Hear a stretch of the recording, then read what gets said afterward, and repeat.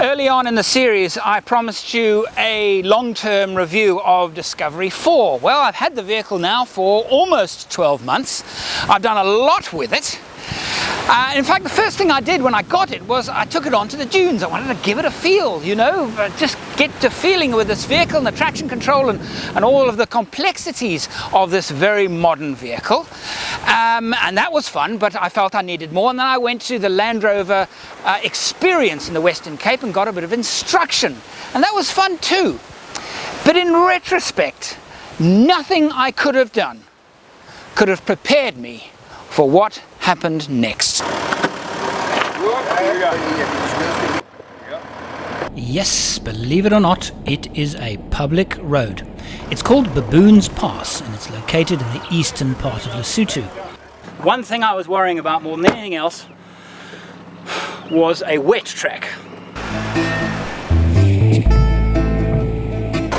Watch your right rear wheel on that rock. Just a little bit. That's it. That's it. That's it. That's it. What? Stop. That's great. Well done. Fine if I go straight.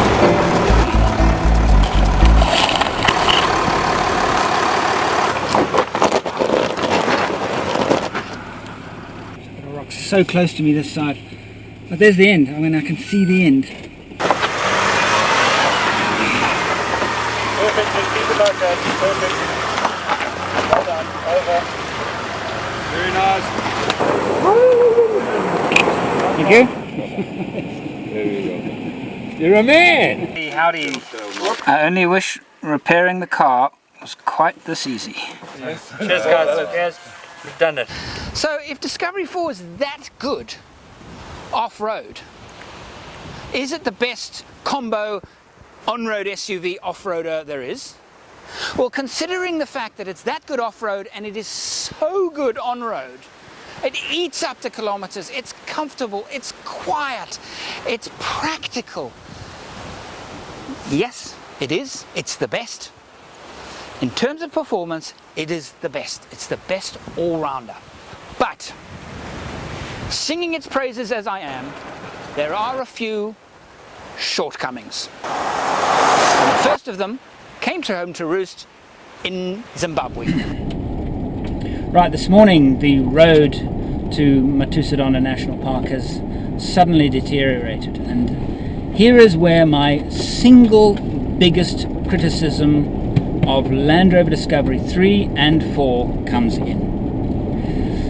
The road ahead of me is rough, sandy, but not so rough that I can't do 50 k's an hour, 60 k's an hour.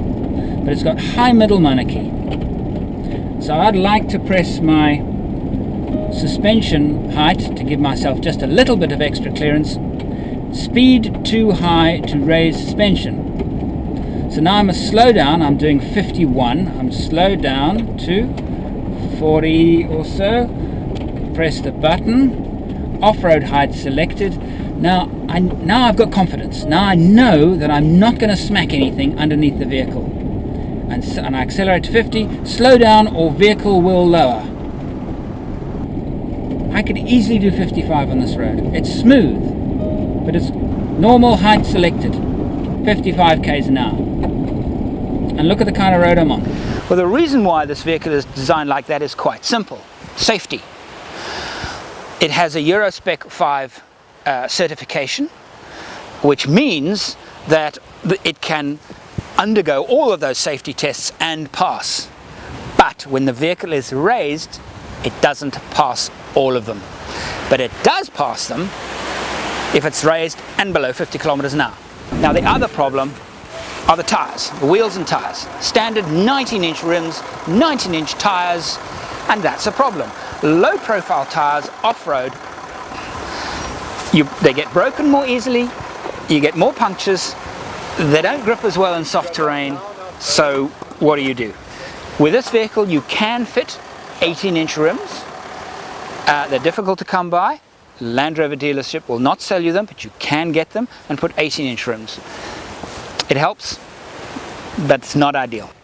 There are practical issues about this car that I absolutely love. The attention to detail is fantastic. For example, if I lock the car and then I lock it again, it locks it twice. What it does, actually, it prevents the windows and doors being opened from the inside. So if somebody breaks in, they can't open all the windows and doors and rip off all your stuff. They have to take everything out the same window that they gained access through. That's clever thinking.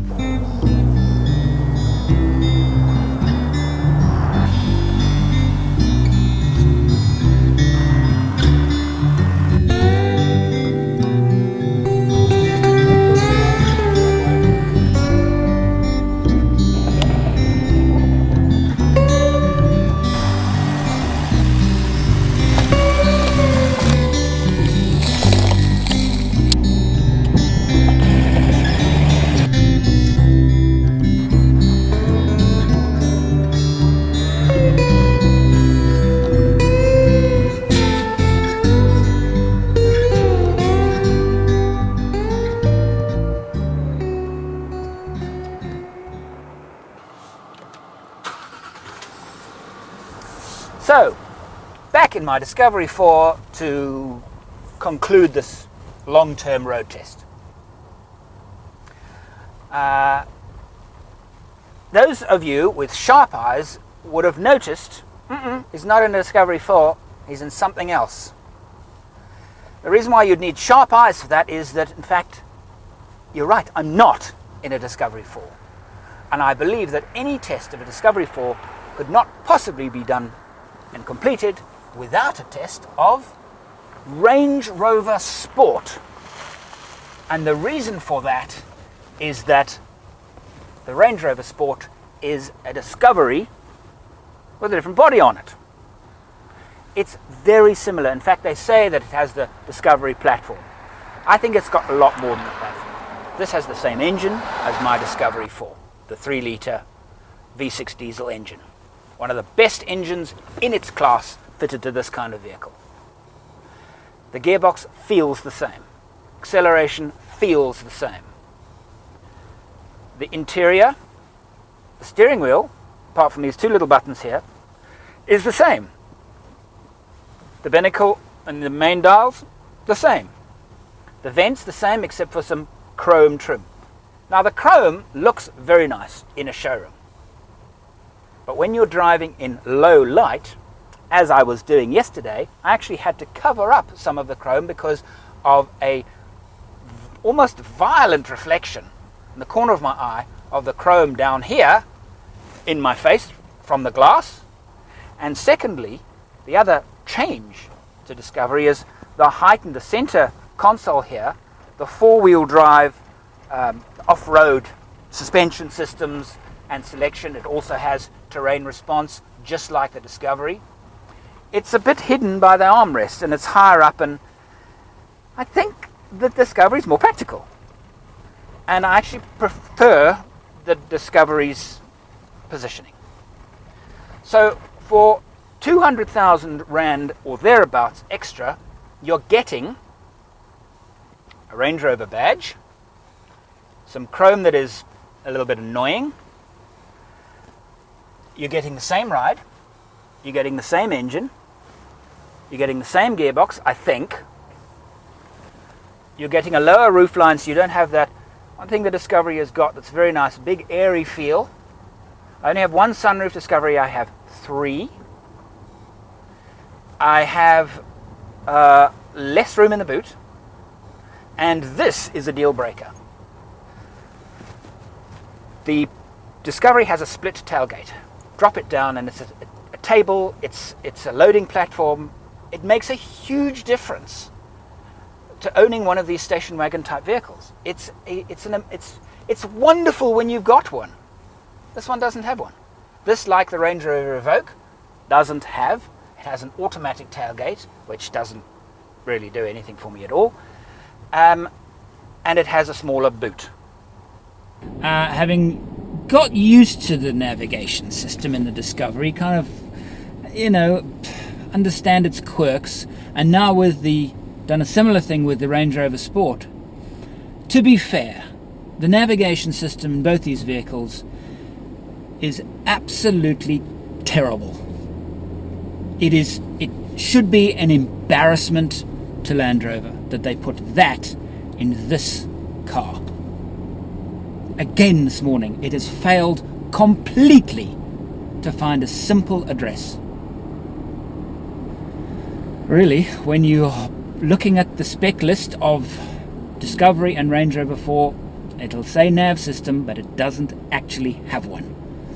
It's actually worse than not having one, because you think you've got one and you don't. So what are you getting? You're getting some great looks. Now, when the Discovery 3 was launched, I at first didn't like it at all. I remember writing somewhere that it was, in fact, looked like a hearse for very small people. It's grown on me. I like it now, but I don't love it. This I love. I love the design of the Range Rover. Would I spend that much money on the looks and actually some of the practicalities taken away? No. No, I wouldn't. And as much as I love the Range Rover mark, badge, always have, my first four-wheel drive was a Range Rover, would I spend that extra? No, absolutely not. So why would you buy one of these over a Discovery? I say, don't. If you're going to buy a Range Rover, buy a Range Rover. That has things that are better than the Discovery, and many of them.